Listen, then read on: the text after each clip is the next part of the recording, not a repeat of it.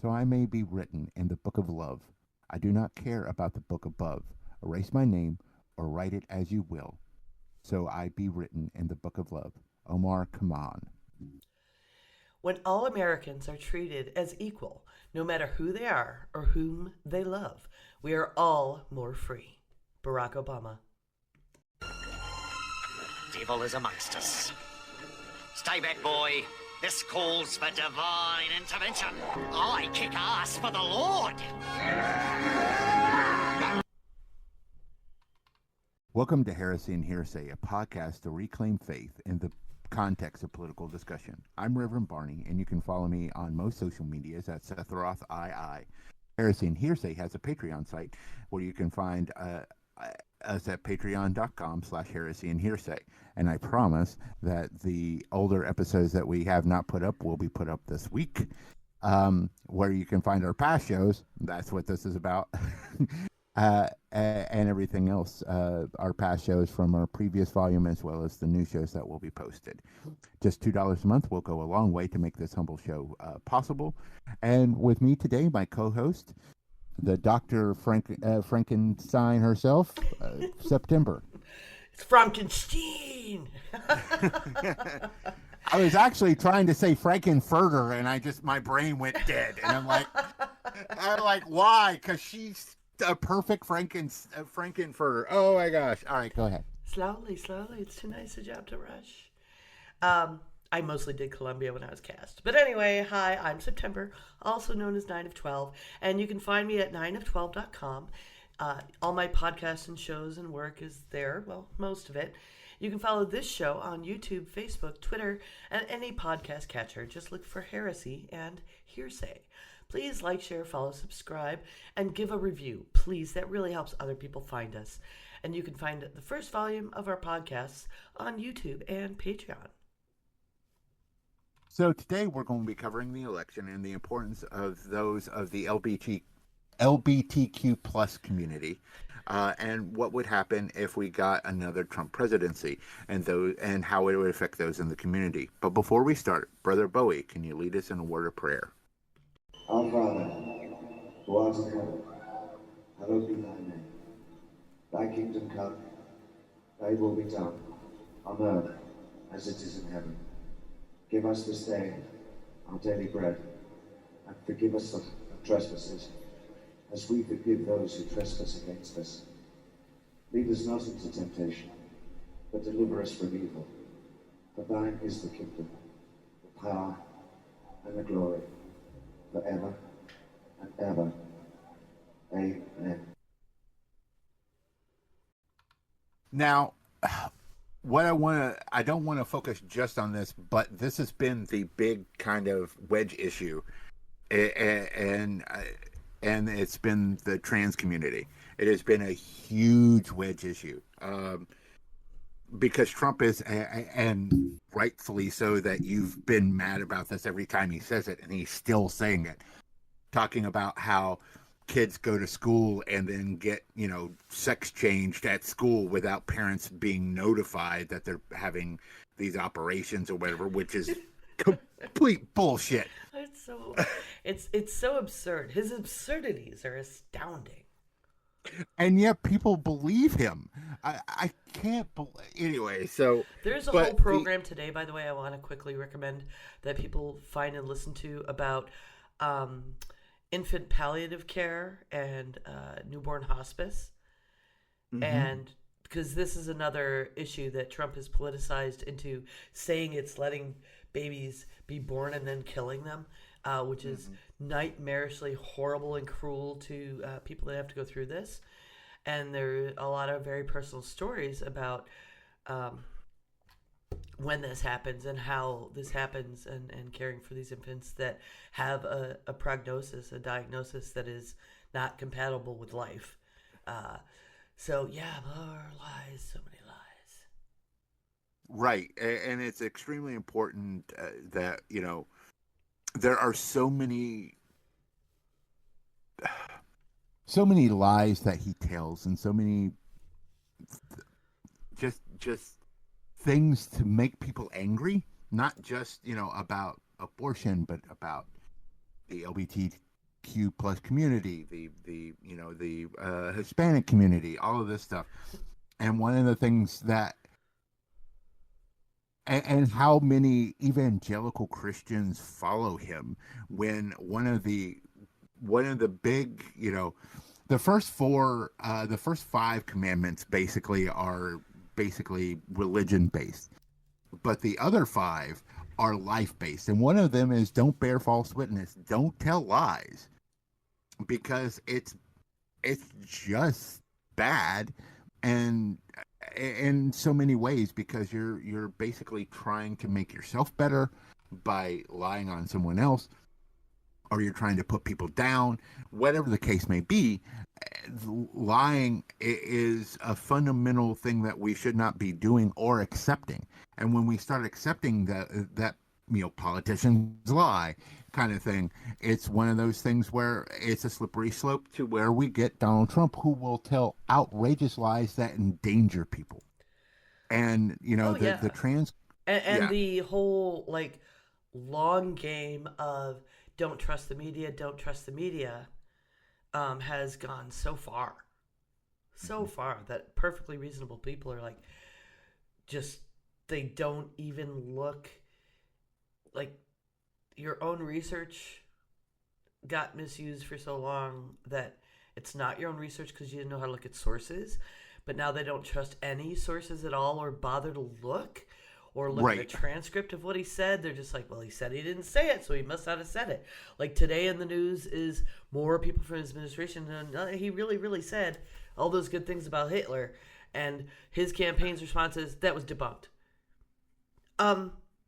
With no how, with no why, with no explanation other than, and his followers are going to believe this at this point, just, he said it didn't. He said he didn't say that, and that's not what debunked is. Right. Yeah, just because that was debunked or I didn't say that. Yes, we have witnesses. Yeah, there are witnesses. Yeah, and none of them are felons, but right, right. And here's the thing: in a court of law, someone who is a convicted felon, like Michael Cohen, they tell the jury that because they're a convicted felon, you can actually take less of what they say as truth, per se, because they are a convicted felon. So, that's why jailhouse snitches and stuff are so problematic for a lot of people. People have a really twisted sense of straight from the source and have lost their critical thinking skills. Right. In many cases. But, But anyway. Yeah. But the anti-trans laws that have been coming around, and especially the last 2 years, have been astronomical. I have a chart up that will be in the notes that it's it goes from 160 to 600 laws in 2023, and over 600 laws just this year, and we're still got 2.5 months left of this year of anti-trans laws being put up, between healthcare and sports and everything else. And I understand the sports situation. It's one of those things that, as a non-scientific individual, it's I remember telling my algebra teacher in college, it's look, there is not a book of algebra chapter 2 written by Saint whatever his name is, in the Bible. This is why I'm a theologian and not taking algebra, not a mathematician. And then the little Russian lady told me, sit down and do your work. I was like, yes, ma'am. So, but there are scientific stuff that I understand can be complicated, but talking to trans people and stuff, as soon as you get on estrogen, as soon as you start doing the estrogen stuff, a lot of those born in situations, as far as being male is concerned, actually lessen quite a bit as far as that's concerned. I was reading a report, and I should have put this up, that the Women's Darts Association is upset that that some of the women in the Darts Association, that a trans woman won a darts game. However, until the mid 90s, the women and the men competed together until the men got upset that the women were better at darts than the men, so that's why they separated it into sexes. So I'm like, you can't do that. So, but it's one of those, but it's like Trump talking about how the weightlifter was going bing bing bing, and all that kind of stuff, which was a lie. It was, and The that boxer, woman that. Well, no, there was a weightlifter before the boxer who okay. wasn't even trans, but the weightlifter was trans. But out of I think it was 15 meets that she went to, she only won 2 of them. So it's not like It's hate mongering. It's baseless. Right. And then you get the story about the woman who lost the scholarship to 2 trans African American women at a track field meet and everything else, and how she has been on this campaign about it, and then you've got famous authors who've basically made me have to give up a book series that my mother absolutely loved and stop supporting her because she is anti-trans to the nth degree. And then you get politicians who listen to the lies and not the science, because there's so much scientific evidence saying that this kind of treatment, this kind of care is beneficial and keeps these trans men and trans women from committing suicide because they have the affirmative care. And if they can get it before they start actually through puberty with puberty blockers, which you can come off at any time, doesn't affect your Development. I'm trying, and it doesn't affect your ability to, if you decide to come off of them or whatever, to reproduce No, it and have gives children. a window to get the mental health care and the other adjustments you need to make to transition in place.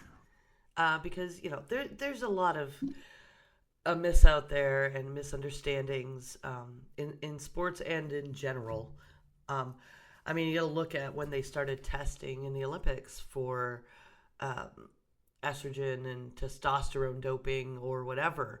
And it was because of suspicions about some of the women being actually men. And then they used to do pants checks and just pull down your pants Right. and look before they started doing the testing. And it was just all this suspicion, even though there wasn't even all the science we have now. There are folks on a spectrum of gender. Right. I mean, it just is the reality that we have learned. And people are like, you're a man or you're a woman and God, whatever. No, stop. We're not saying God isn't perfect. God made all of these people if you're going to be that person and claim that. Right. And so if you're saying, you're just being a sinner for insisting you're a different gender, like, oh, crap. Well, look at the science, because we've learned things through genetics and brain science and body chemistry that there are variances. So if you really believe that people competing in sports should just be the best person, regardless of gender, then take the gender out of it. A lot of time, the motivation of separating men and women has had dubious reasons to begin with. Right. And sometimes women are better at something and men are better at something. And sometimes there's going to be people that cross those lines because of how their bodies work. But let people be their best selves. And now that we know how to let that happen, and instead of creating division and creating condemnation of things that you don't understand. Right, and it's like they like to call Governor Walz Tampon Tim, because there are some school systems in Minnesota has put tampons in men's bathrooms because there are trans boys who are transitioning who still menstruate. And they should have the same access as you know, women and And for that are that menstruating. matter, if your best friend is a guy and you are in a situation where you're hiding somewhere that is not the bathroom to, and you need access to that and they will go get it for you, good. Those guys are not the bear and should be able to fetch the products that their best girlfriend needs right then. Right. Yeah. And that's that's again, it comes down to just absolute hate and absolute non-understanding of what it's like to be trans, and the fact, I read a statistic. It's anywhere from 1 to 2% of the total population of America is trans. Pardon me. So putting these kind of laws down so specific to just such a minute minority of individuals, it seems counterproductive as a society that you're spending so much time and effort to write these kind of laws when there are other things that you could be doing with your time to making the whole population better, to making the whole world that you live in better, versus trying to single out people that you don't understand, that you're scared of, that make you squeaky or whatever, and trying to take away from them basic human rights. You know, I don't understand that kind of mentality, that kind of thought process of doing that. But it goes further. It's othering. Right. It's only part of the agenda. They're taking a group that they feel is easily targetable by their base and starting there. It's easier to expand a law once it's on the books. Sure.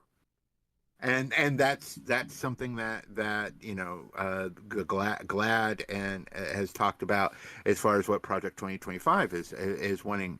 The trans laws is just the beginning, because they also one of the things they want to do is they want to remove the ability to, as far as Project 2025 is concerned, they want to remove trans people from the military. Which I don't understand why you want to weaken a fighting force that you tout and are so proud of, that you want to remove individuals from that fighting force that are trained, experienced, and know what they're doing, just because they are trans individuals. And what upsets me about the trans thing is they don't really focus on trans men that much. They focus on trans women because they use it as these men, quote unquote. They're not. They're women. But these men are going into our girls' locker rooms and basically are being predators, and therefore causing trans women to be even more so targeted for violence. Not that they needed much help, because trans women have a lot of targeting on them already, but then to add even a more laser focus on that kind of targeting for violence against them, just because they are trans women and they just want to live as a woman, because that's what they are, and they are working towards that. And I personally do not think that you have to go through all of the operations, because they're expensive, they're hard to get, and it's difficult to do just to be a trans woman. It's helpful. It probably helps with your identity as a woman to get all those operations, but just because you can't for whatever reason, or don't want to for whatever reason, doesn't mean that you aren't less of a trans woman or a trans man at that point. Because those operations, like I said, are expensive. They're not easy. They're dangerous in some cases, and I feel that you don't have to go through all of those to still be a trans man or a trans woman at that point. You know, I mean, gender is a construct. Can we right. Can we get there? Like, it's about cultural norms and societal norms. It's not. Sex and gender are different, and there are spectrums of actually both, as it turns out. Right.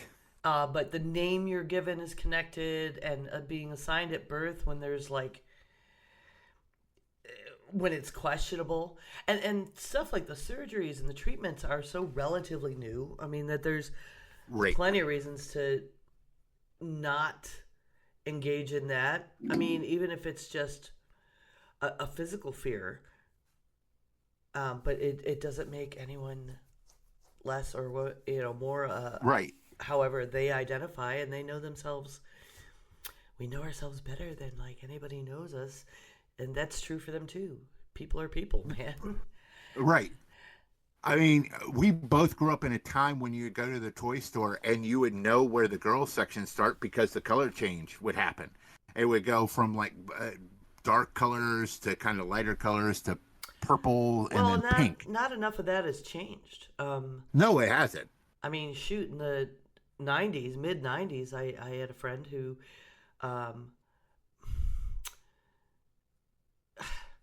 it's hard to say how they identify because, like, they were Aunt Boone, but presented, kind of non-binary, I guess, like, but mostly feminine, but wanted to be auntie, and it just, and it wasn't even a question because this whole subculture I lived in, but there weren't words even then. It's not that long ago. Like, I mean, I guess it's a long time ago. I'm old, but like 30 years ago, 20 years ago, even, we didn't have all the words we have now to describe, different identifications.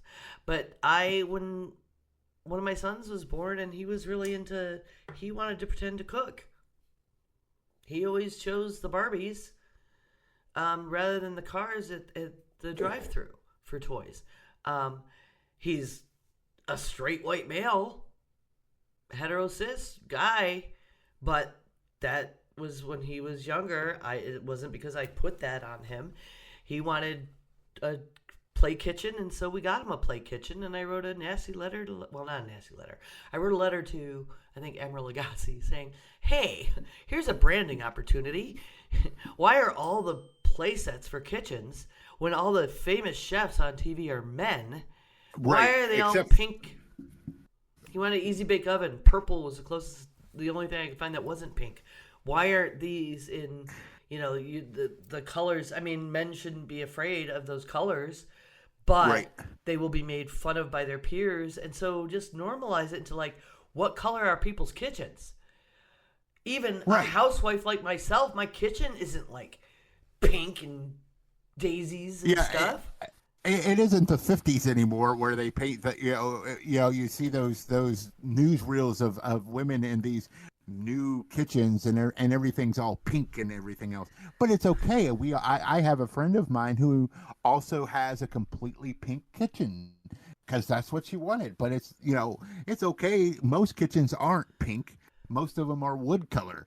It's just the way it is. It's like, and that's considered a manly thing to be wood. So, for woodwork and stuff like that. I always liked tools, right? For toys, and other girls like dolls. Right?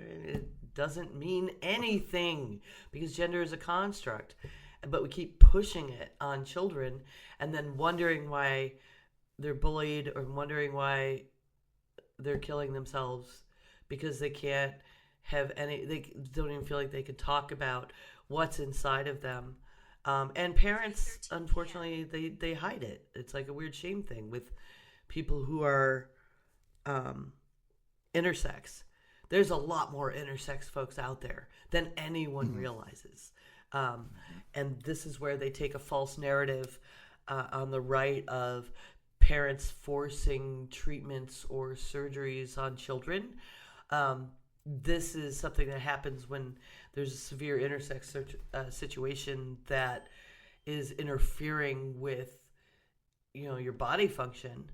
And sometimes it's parents like trying to force one gender or the other. And sometimes I see stories recently, like 20-somethings who like don't know their parents did that when they were Right, born until after. intersex. Right. Right. So, yike. We need to stop doing that and just bring this science to light. And it's a larger segment of the population that, I mean, all segments of the population, no matter how small, deserve our respect and to be treated as humans Right. and how you would want to be treated. Right, and that's the golden rule. It's like, would you want to be treated this way? Would you want to be excluded from sports? Would you want to be excluded from health care that you would need? Because here's the thing: if you're going to exclude gender affirming care, then you no longer get Viagra. Fuck you, because that's gender affirming care. Yeah. Tell me I'm wrong on that. Yeah. So if you're going to deny other individuals gender affirming care, God has told you that your penis can't work anymore and it needs to stop working, and you're trying to if this is the logic you're going with. And what if you have low T and all the problems that causes? And what if women, if you have low estrogen and it's affecting your bone density? It affects your bone density. Also, if I am correct, because it's been a while since I looked at the studies, but doesn't it also increase your chances of breast cancer as well if you have low estrogen in your system? So it's one of those situations where, those are gender affirming care, that your normal straight white people or normal straight people, that your cis people that you're wanting to you want them to be able to get that kind of care. It's gender affirming care, but on the same thing, these individuals want that same kind of care because they were born the wrong gender, and they want to have that corrected. So if you're saying that they are supplanting the will of God, then Viagra is supplanting the will of God. The estrogen or the low T care is supplanting the will of God. You are supposed to have that. That is what God has decided. If that is your thought process, it's not. I'm just, I'm using this as their argument against them, but it's not, you're not supplanting God's will. They are not supplanting God's will. Because if God's will was that this couldn't happen, we would not have the ability to do so. So that is my personal religious belief system on this, is that God would not have given us the ability to come up with the sciences to grant these individuals the care that they deserve and need to be better, to find their better true selves. God would not have allowed that to happen. All right. So I guess you could just, I don't know about all that, whatever. Well, again, God stuff, you got to do that. But like, if we were given free will to make these choices, there are reasons for that, and to learn through it. And it's not your job to condemn or deny other people's choices. Judge not, right? Right. No, I agree. I'm just using their logic against them, kind of thing, and my personal belief system on that. But as far as the science and everything else, I am strictly on the science side of all of this. That it's important to have these gender affirming care on all sides of it, and that if when a trans individual wants to start that gender affirming care, they should have that right and ability to do so. So let me be clear on that.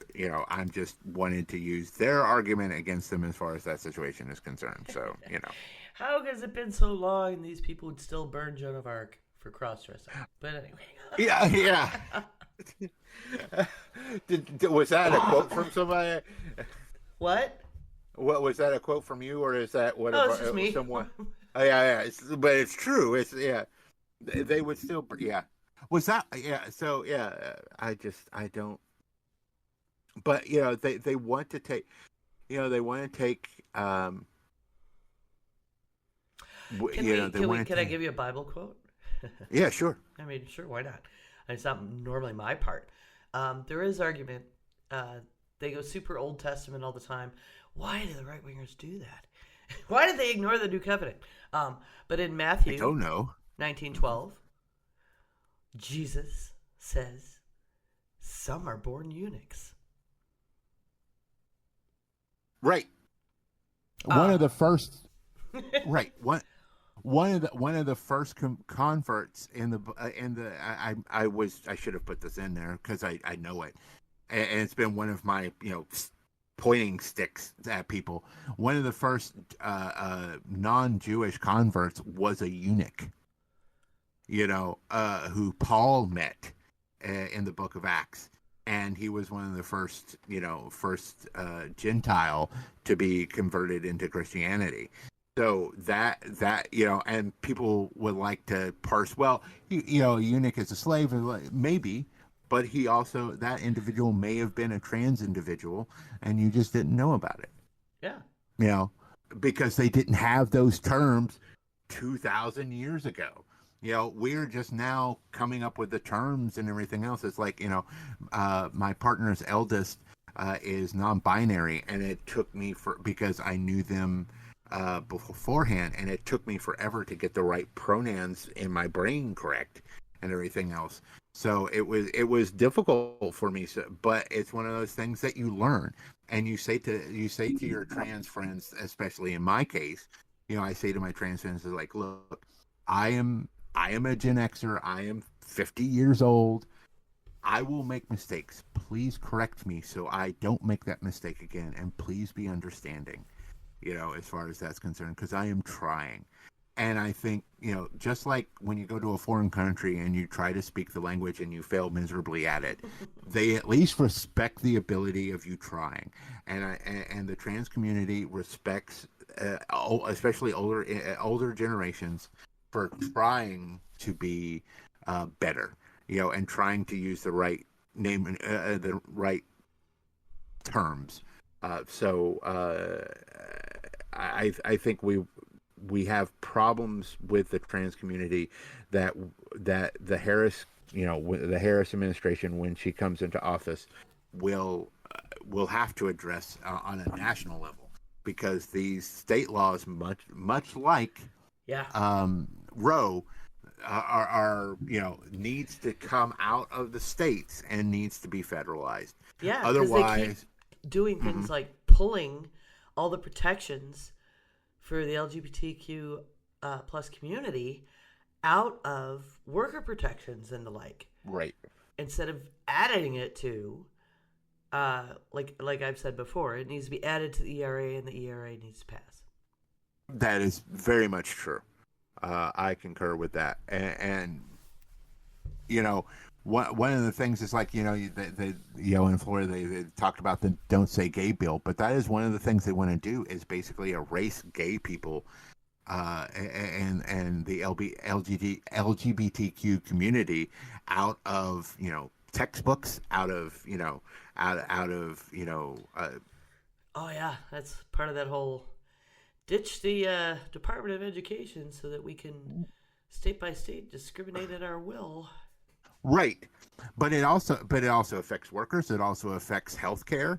If you're removing those kind of protections, right now, LGBTQ community is a protected class as far as, hate crimes are concerned. They want to remove that from them. Yep. So that and the education thing, though, is the long game. It's the same one Reagan started playing with dumbing down the electorate. It's documented that was part of his administration's plan. Right, because an educated electorate is an electorate that will vote for stupid people. Will vote for Republicans. That was their theory. They're anti-DEI. They're anti, any mention. They're book banning any mention of different people on these spectrums. They just want to pull it all and remove it from society. Therefore, and so dangerous. Right, it's like what. There's a joke that goes around that I see. How fascist that is. Yeah. That was one. Nazi Germany was one of one of the first things they did was went into a science, community that was studying not only transgender people, but the LGBTQ community as a whole, and burnt all of the studies. And this studies probably set back because this was like very advanced studies that they say probably set us back 50 years as far as understanding gender and gender care and all of this kind of stuff, because that was one of the first places they attacked and burnt the books and killed the people in there. Well, and so people, if you don't know, this is where we got the pink triangle that the community reclaimed. The pink triangle was one of the first things that Nazis did to say, like, these people are gays, and that was the patch they got and sent them to concentration camps. They were marked that way. Because it was, though the Jewish population was their biggest point, they also went after the Romanis, I apologize. They went after the LGBTQ community hard as well, because they thought they were deviants. They thought they were a deviant to the norm of the Aryan race, and this is the same principles that they're using in Project 2025 now. That these are deviants to the whatever. I'm hesitant, but I'm going to say it anyways. I believe that Project 2025 is a very, very white supremacist system that is designed to bring the white race back into power by removing the Hispanics, by moving out millions of individuals. And how do you do that quickly except for putting them in concentration camps or killing them? And downplaying, and then you got people like Mark Robinson that thinks that, slavery should be back in vogue, so downplaying, basically taking the black individuals in this nation and trashing them, and anybody who is LGBTQ and therefore they're a deviant to our society and therefore should be excommunicated from our society in any way possible. And then we go back to the 70s where everybody had to hide in closets and stuff. It astounds me even to this day how historians will talk about like gay couples or lesbian couples in history and be like, they were really good friends and really great roommates. It's like, no, they were gay. It's okay to say they were gay. It's perfectly fine in academia to say that these individuals were lesbians or gay men. I mean, or unless whatever. you have firsthand accounts, it's responsible though. If they didn't call themselves that. Well, again, did they have those terms? Did they have the words? No. So, you can't call yourself something that you don't know what to call yourself. That's the other thing. And it's only now that we're becoming more enlightened to the difference, to the fact that there is a spectrum of being part of the LGBTQ community, and learning about the spectrum of gender, that we're learning all these different, spectrums now as science is getting more and more advanced as far as how we can scan brains and how we can scan the genome and stuff like that it makes more sense. But what I like to use as an example of like, gay people aren't natural in the world. It's like, oh really? Tell that to the gay penguins. I don't think they made a choice about being gay. They were just gay. There are many signs of homosexuality in the in the animal kingdom, and if that is not natural, then they don't even have the societal constraints to like be making that kind of choice, and it's just a ridiculous argument, like that you're choosing that lifestyle is outrageous. Like anyone would choose something so outside of what society purports is normal, which is right. The absurdity just grows as you think about it to act that way. It is so painful, or has been, and it is getting less so, thankfully. And we need to continue in that direction. But you would just decide that you're completely different than anyone that you've ever been exposed to, and you're going to be punished for. Like, no, Right. That's ridiculous. Right. And here's the thing. I believed that growing up at first. I have evolved, and my views have evolved much like my views on other things. You believed I it have was grown. a choice? It was a choice. Yeah, I believed it was a choice. And then growing up, and then I would sit with that for a moment and be like, wait a minute. Two questions came to my mind. First one was the one you just asked. Is like, why would anybody choose to be ostracized from society and get their ass kicked or whatever because they happen to be gay or lesbian?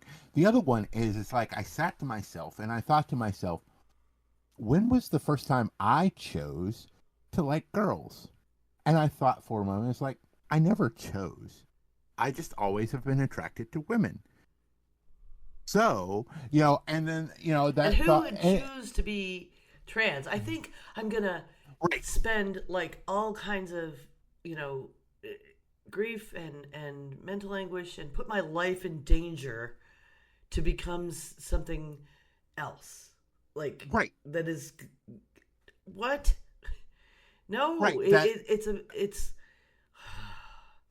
And at least with being gay or lesbian, if you're still a cis lesbian or a cis gay man, at that point there's no real monetary cost to change over to being gay, except for getting better shirts or hummus for the lesbians. Look, it's a joke I've heard too many times about lesbians and hummus. Okay, I'm sorry, but the cost to go through gender affirming care, the cost to change your wardrobe, alone, the cost of, all of this kind of stuff, the cost of the surgeries, because a lot of healthcare coverages do not cover that kind of care, and you're having to pay out of pocket just to do this. Why would anybody choose that kind of financial hardship on top of everything else? And the mental and emotional cost is across the board. Right. But definitely it gets piled on, because with transgender care, if you want the health care, you have to go through the mental health care. Right. Because typically you can't just be believed. Right. But, I mean, legitimately, almost everyone should get therapy if you at all can. Just deal with life, but... I do have a therapist that I do see because I need it. I do a political podcast with religion overtones. When we originally discussed this, it's like, oh yeah, those are two topics that no one should ever talk about, let alone together. Let's do that. Let's just make our lives even more miserable and hard. So it's like I need a therapist a lot. It's like, do you know what? I tell my therapist is probably tired of me talking about politics and how much it just irritates me to see individuals just being incredibly mean and stupid. Vent and get it out. It is, and it's healthy. Much like this podcast is part of that as well. But again, how they came after abortion and how they came after everything else, the Christian nationalists are going to come after gay marriage. As soon as they find a legal reason for it, they are going to come after gay marriage, because it was 50 plus years of settled law on Roe v. Wade. It's not even been it'll be 20 years and no, not even 20 years. It's only been 10 years or so since that went down, as far as gay marriage is concerned. So if they're going to throw out 50 years, you don't think they're going to throw out, 10 years or less. Right. So they will come after gay marriage, and they will try to put it back to the states. And we know how well that turned out. They've got that freaking Supreme Court in there, so... Right. Yeah. And it's and the thing is, one of the states, North Carolina, has it, I think, still on as an amendment that gay marriage is not allowed in the state. That it was voted in as an amendment to the Constitution. So if it goes back to the states, immediately all of the gay marriages that are in the state go away. What? Because my understand. Remember, there was an amendment to the North Carolina State Constitution. Yeah. That okay. It was ruled what I'm unconstitutional, though. You can gay marry here. Right. What I'm saying is, if the Supreme Court reverses that and sends it back to the states, then at that point it would not be ruled unconstitutional. They would have to do an individual case, though, because this was an individual case that ruled that unconstitutional. They would have to do it bit by bit by bit,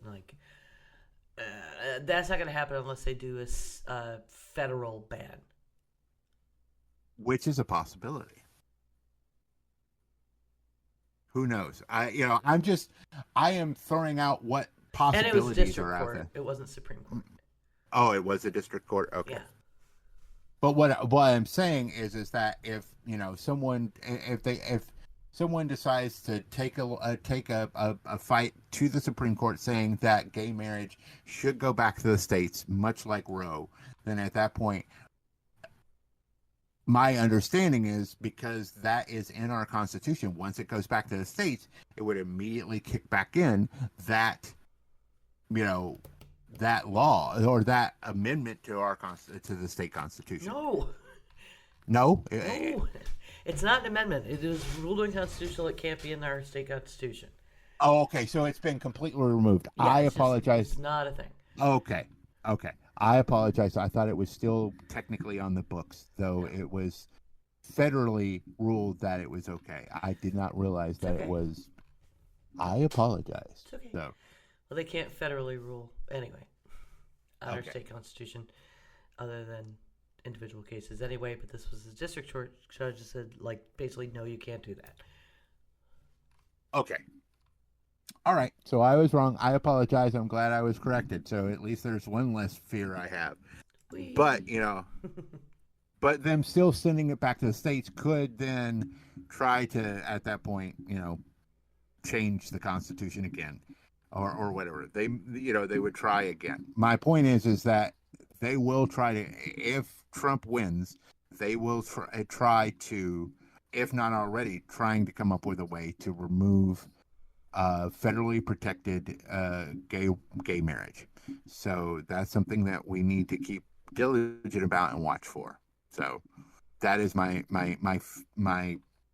long-term fear about this. The short-term fear is just the harm that the laws and stuff that are already being put on the books and everything else are causing the LGBTQ community, as well as the possible laws in the future. And this is why we need Harris in there, so that they can start doing federal laws to protect these individuals and to protect the rights to get the health care that they need and to protect them as a whole. Yep.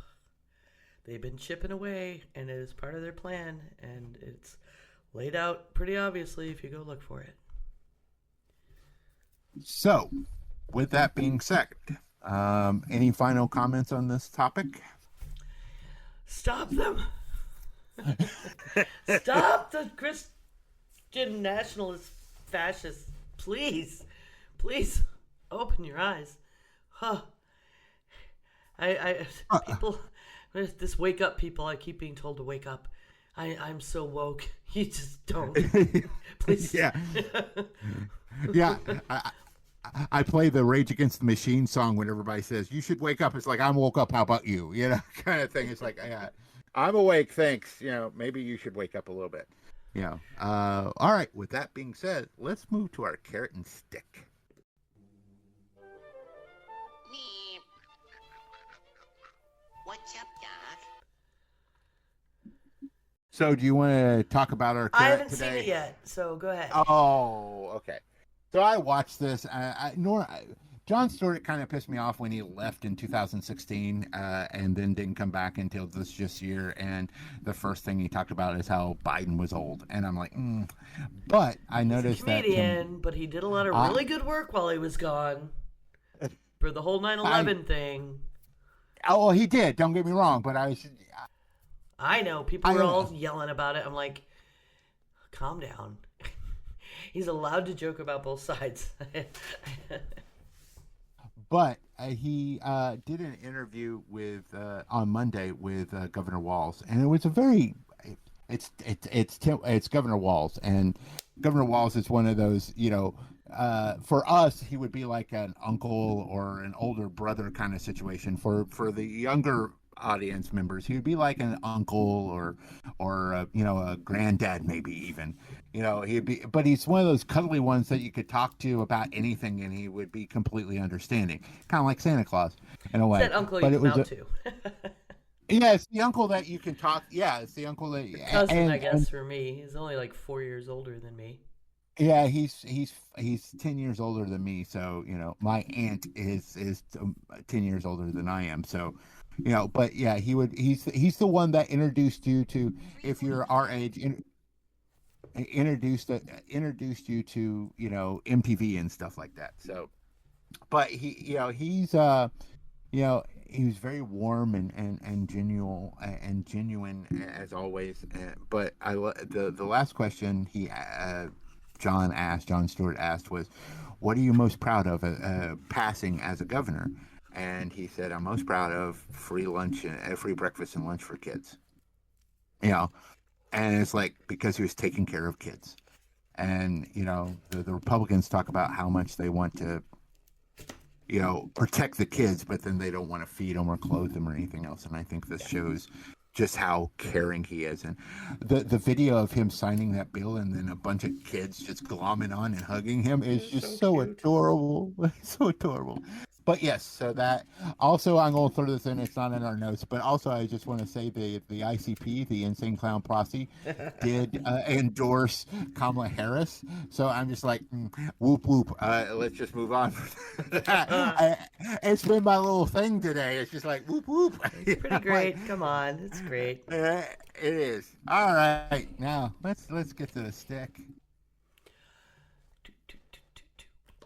Don't you blaspheme in here. Don't you blaspheme in here. Thank you, Aretha. The stick. Oh, this is a two-parter because it just made me angry. Great. So, Trump got up because, so Kamala Harris talked about how when she was in college at Howard, that she worked one summer in the 80s, the before times in the 1900s. That she worked for a few months during the summer at a McDonald's. Now, people reached out to this particular McDonald's like, well, we don't have any records, but it was the fucking 80s. It's like, right? It's not like everything. It's not like we keep do you know how much space we would need in a McDonald's for all the people that worked with us for 5 months or less? What the fuck? Are you people nuts? But Trump was all about oh, she didn't work there kind of stuff. And so it's just, so lying about that. And then one of his buddies, McDonald's, 90% of McDonald's are franchise, meaning you buy the right to name a building McDonald's and you make money off of it and you send them a portion of that money. But it's privately owned, with just a brand name slapped on it. That's basically what Trump does with his buildings and everything. He doesn't build anything; he just slaps his name on it. So one of his buddies let him work the fry machine for about an hour, maybe, and had customers, quote unquote, come in who weren't customers. These were vetted by the campaign and by the Secret Service. Of course, the Secret Service are going to make sure that they're okay. I understand that, but these weren't real customers. And he worked, and he. It's such a bad job of it too. One of the things he said was like, I thought they just grabbed the fries with their hands and put them in the box. It's like, no, that's no. Why would anybody reach into hot boiling oil and just for $7.25 an hour to give you fries? That's fucking insane. And the pictures, like, one of his supporters, it's like a woman, looks like she's in a suit, getting her order from him from the window. Like, you can't even walk up to a drive-thru. Have any of you been to McDonald's? Like, yeah, they will not serve you in the drive-thru if you walk through. I've seen people try. Yeah. At 3 a.m. Yeah. I mean, it's just so. I watched some video of the guy running the fryer trying to walk him through doing it, and it was awkward and painful. Like, he just had no clue. Like, could barely manage to get the fries in, and then the other ones are going off, and you got to lift them up because you do them twice, and just he was not fast enough, and it was not.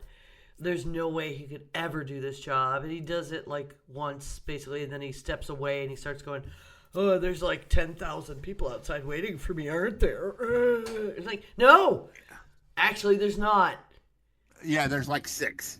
Yeah, it's like I said, it may have been there an hour, and most of it was them trying to train him and failing miserably. And he couldn't even put his own apron on. No. Well, he walked I'm in, surprised took the apron, put his head, and he's just like waves his hand at this poor worker next to him who has to tie it for him. Well, that's because his little in hand. So many ways. Yeah, I don't want to be behind Donald Trump at all, but but on the same thing, do you think his little tiny arms, his little raptor arms, could reach behind his back to tie it himself? Do you really think he could pull that off? I mean, seriously. I don't know, and I'm not going to like body shame anyone that way, but the dismissive, like, dress me peon was enough to be grossed out by itself on its own. Sorry, I won't body shame him for being fat because I'm a fat man, but I will pick on his small, tiny hands. It's just a thing. Sure. Because I try to add a little humor. But he probably, for any number of reasons, couldn't do it. Tying a knot behind his back, I don't think he has the mental capacity for that. I'll say that. No. Well, that's true. But, it's like, and this was basically blue-collar cosplay. And it was fucking bullshit, and it just made me angry. Yeah. As both of us, come from family of blue collar workers, and are blue collar workers ourselves, and everything else. It's absolute.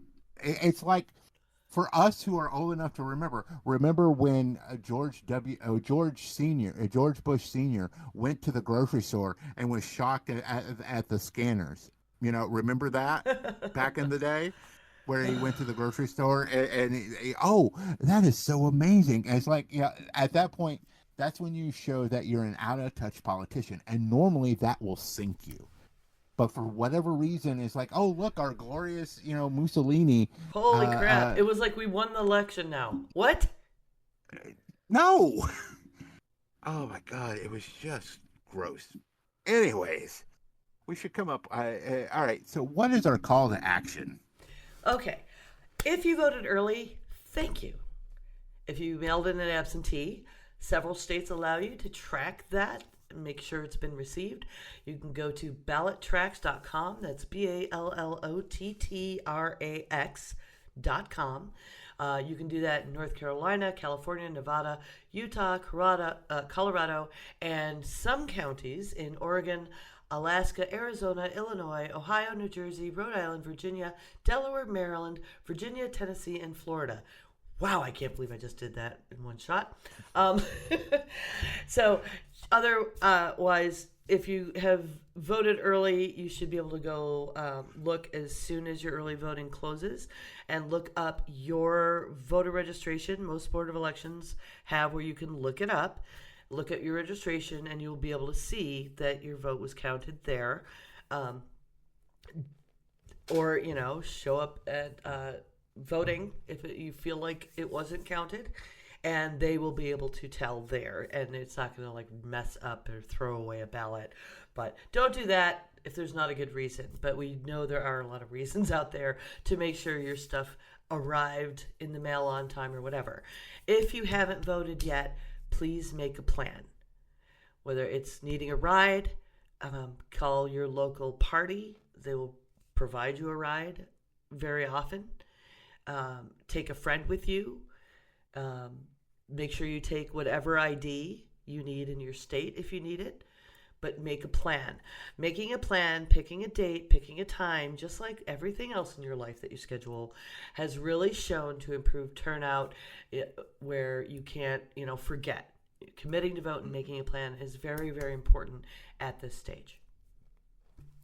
And I can say that I did the ballot tracker, and as of the 18th, the post office says that it is on the way to my board of election because I did a mail-in ballot. So I've got to wait for them to take that and check And that I in know and you were everything else. concerned. We talked about it last week because you didn't keep the number when you do a absentee ballot, like their numbered ballots, so that they can scan them and make sure they got yours. Unlike ones that are on election day, which don't have that kind of thing, but they're more like early voting. But this ballot track system, at least, it's just putting in your name, address, and date of birth to be able to track it. So Right.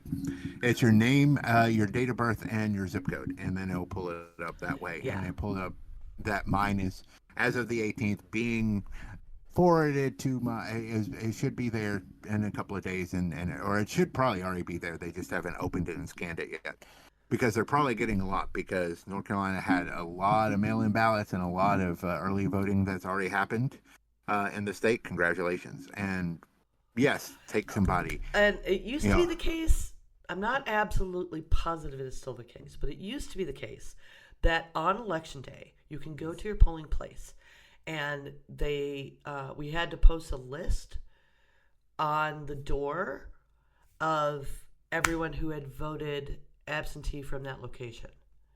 Because they have that list, and they used to have to post it. So that was another way to go check and make sure they got it, to know if you had to cast a ballot because it had been lost.